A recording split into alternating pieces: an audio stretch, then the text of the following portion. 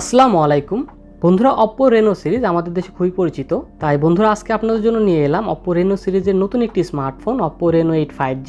এই স্মার্টফোনটির হাইলাইটেড ফিচারগুলোর মধ্যে রয়েছে 90 হার্জের রিফ্রেশ রেটের অ্যামোলেড ডিসপ্লে, 80 ওয়াটের ফাস্ট চার্জার এবং মিডিয়াটেকের ডায়মেনসিটি 1300 চিপসেট। তো বন্ধুরা আজকে আমরা দেখব OPPO এই স্মার্টফোনটির বক্সে কি কি দিয়েছে এবং স্মার্টফোনটি কাদের জন্য ভালো হবে এই সব কিছু নিয়ে বিস্তারিত আলোচনা করব। তো বন্ধুরা চলুন তাহলে আর বেশি কথা না বাড়িয়ে সরাসরি ভিডিওতে ঝাঁপিয়ে পড়া যাক। বন্ধুরা চলুন প্রথমে দেখা যাক ফোনটির বক্সে কি কি দেওয়া হয়েছে। ব্লু কালারের একটি বক্সটি খুলে প্রথমে পেয়ে যাচ্ছে একটি সিম ইজেক্টর টুল, কিছু ডকুমেন্টেশন এবং একটি ক্লিয়ার কেস। বন্ধুরা এরপর বক্সের মধ্যে রয়েছে আমাদের কাঙ্ক্ষিত স্মার্টফোনটি। এছাড়া আর বক্সটির মধ্যে থাকছে 80 ওয়াটের একটি ফাস্ট চার্জার এবং একটি USB টাইপ সি কেবল।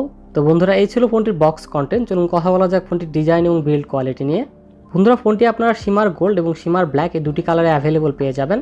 আমরা OPPO Reno সিরিজের স্মার্টফোনগুলোর ডিজাইন নর্মালি যেমন দেখে থাকি, এই স্মার্টফোনটির ডিজাইন অনেকটাই তেমন। ফোনটির ব্যাক এবং ফ্রেম দুই জায়গাতেই পলিকার্বনেট প্লাস্টিক ব্যবহার করা হয়েছে এবং সাথে ফোনটির ব্যাক প্যানেলে একটা স্মুথ ম্যাট ফিনিশিং করা হয়েছে। ম্যাট ফিনিশ হলেও এটা অনেক গ্লো করে, কারণ এটা ব্যাক প্যানেলে OPPO তাদের চার্মিং গ্লো টেকনোলজি ব্যবহার করেছে। এই কারণে যখন স্মার্টফোনটি লাইটের সংস্পর্শে আসে তখন এটা বিভিন্ন কালারে গ্লো করে। ডিজাইনটা এমন টাইপের করা হয়েছে যে এটাতে সহজে আঙুলের ছাপ পড়ে যাবে না।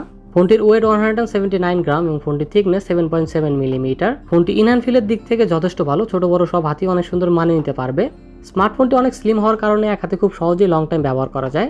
আর স্মার্টফোনটির বিল্ড কোয়ালিটি অনেক ভালো, হাতে নিয়ে অনেক সলিড একটা ফিল পাওয়া যায়। পোর্টস অ্যান্ড বাটনস নিয়ে বললে ফোনটির ডান পাশে রয়েছে পাওয়ার বাটন এবং ফোনটির বামে রয়েছে ভলিউম রকার। স্মার্টফোনটির নিচের দিকে রয়েছে type C charging port, SIM card tray, primary microphone এবং স্পিকার গ্রিল। আর ফোনটির উপরের দিকে রয়েছে একটি সেকেন্ডারি নয়েজ ক্যান্সেলিং মাইক্রোফোন। বন্ধুরা এই ফোনটিতে কোনো 3.5mm হেডফোন জ্যাক নেই। আর ফোনটিতে under display optical fingerprint sensor রয়েছে। এই ফোনটিতে যে সিম কার্ড ট্রে রয়েছে আপনি সেখানে শুধু দুটি নানো সিম কার্ড ব্যবহার করতে পারবেন, এখানে মাইক্রো SD কার্ড ব্যবহার করার কোনো সুবিধা নেই। OPPO Reno 8 5G ফোনটিতে ডিসপ্লে হিসেবে থাকছে 6.4 ইঞ্চির 90 হার্জের একটি অ্যামোলেড ডিসপ্লে। ডিসপ্লেটি 1080p full HD plus resolution ও HDR10+ সাপোর্টেড। ফোনটির স্ক্রিন টু বডি রেশিও 83.9%, ডিসপ্লেটির PPI ডেন্সিটি 411 ও ডিসপ্লেটির টিপিক্যাল ব্রাইটনেস 430 নিটস। আর এই স্মার্টফোনটির ডিসপ্লেটি প্রোটেকশনের জন্য ব্যবহার করা হয়েছে কর্নিং গোরিলা গ্লাস 5। 90 হার্জের রিফ্রেশ রেটের পাশাপাশি ফোনটিতে 240 হার্জের টাচ স্যাম্পলিং রেট রয়েছে।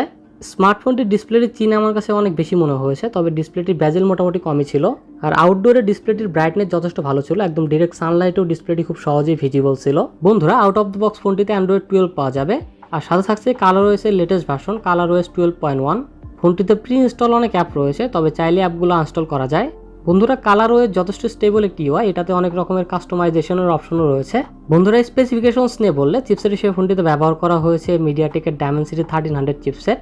এই চিপসেটটিতে জিবি হিসেবে থাকছে মালি G77 MC9। বন্ধুরা OnePlus Nord 2T স্মার্টফোনটিতেও এই সেম চিপসেট ব্যবহার করা হয়েছে।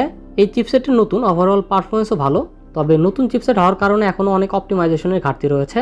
বন্ধুরা ফোনটির দুটি ভেরিয়েন্ট লঞ্চ করা হয়েছে, যা 8GB RAM 128GB internal storage এবং 8GB RAM 256GB internal storage.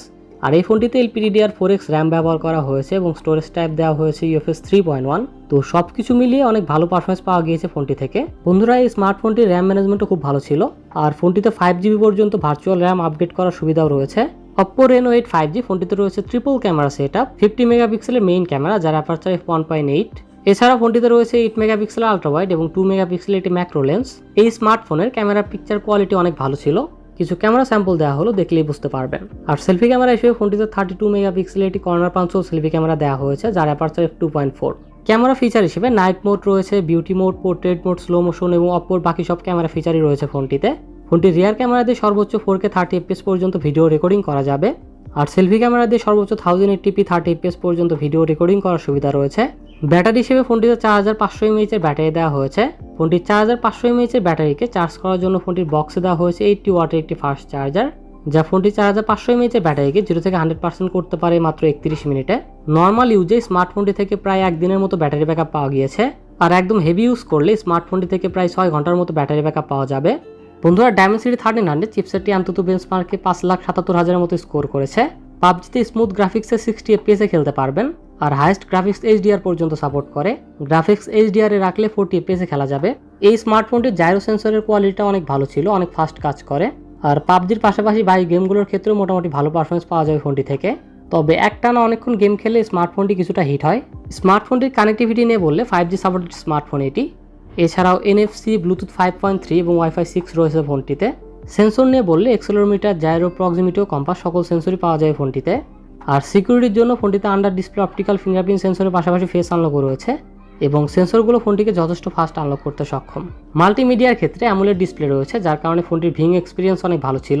এছাড়াও ডিসপ্লেটির কালার, ডিটেইলিং এবং স্যাচুরেশনও খুব ভালো ছিল। বন্ধুরা, ফোনটিতে স্টেরিও স্পিকার দেওয়া হয়নি, বটম ফায়ারিং মোনো স্পিকার রয়েছে। এই প্রাইজে অবশ্যই ডুয়েল স্টেরিও স্পিকার দেওয়া উচিত ছিল। যাই হোক, সিঙ্গেল স্পিকার হলেও ফোনটির স্পিকার যথেষ্ট লাউড ছিল এবং ওভারঅল কোয়ালিটিও ভালো ছিল। তো বন্ধুরা, OPPO Reno 8 5G ফোনটির 128GB ভেরিয়েন্টে ইন্ডিয়াতে বর্তমান প্রাইস 29,999 রুপি, যা বাংলাদেশের টাকায় প্রায় 36,000 টাকার মতো। আমাদের দেশে আসার পর হয়তো স্মার্টফোনটির আনঅফিসিয়াল প্রাইস 40,000-এর মতো হবে। যদি স্মার্টফোনটি এই প্রাইসে আমাদের দেশে আনঅফিসিয়ালভাবে আসে তাহলে ওভারঅল ভালো একটা ডিল হবে। তো বন্ধুরা, আজকে OPPO Reno 8 5G পর্যন্তই। আপনারা যদি 20,000 টাকার মধ্যে সেরা 5টি গেমিং স্মার্টফোন সম্পর্কে জানতে চান তাহলে লেফট সাইডে ভিডিওটি দেখুন, আর 20 থেকে 30,000 টাকার মধ্যে সেরা 5টি ক্যামেরা স্মার্টফোন সম্পর্কে জানতে রাইট সাইডে ভিডিওটি দেখুন। তো বন্ধুরা, দেখা হবে আবার নতুন কোনো ভিডিওতে। সবাই ভালো থাকবেন, সুস্থ থাকবেন। মহান আল্লাহ তাআলা আপনার সবাইকে সুস্থ ও সুন্দর একটি জীবন গড়ার তৌফিক দান করুন। আল্লাহ হাফেজ।